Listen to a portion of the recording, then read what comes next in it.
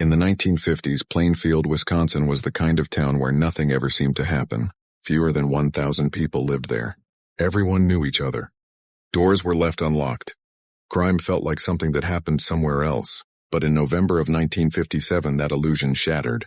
A local hardware store owner named Bernice Worden disappeared during the middle of the day. The cash register was left open, the lights were on, and there were no signs of a struggle.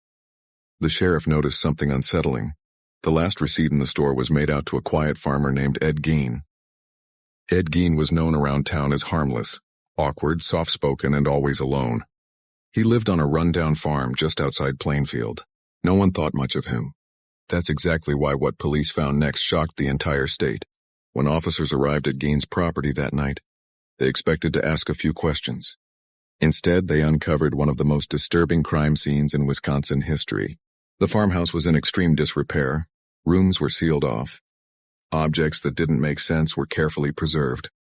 Investigators soon realized that Gein had been secretly robbing graves from local cemeteries for years, taking items and remains back to his home.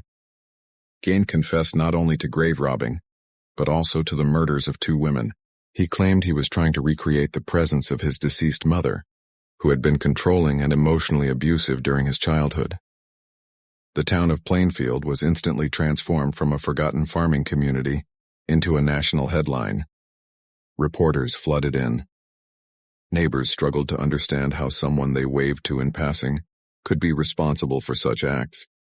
Ed Gein was declared legally insane and sent to a mental institution where he spent the rest of his life.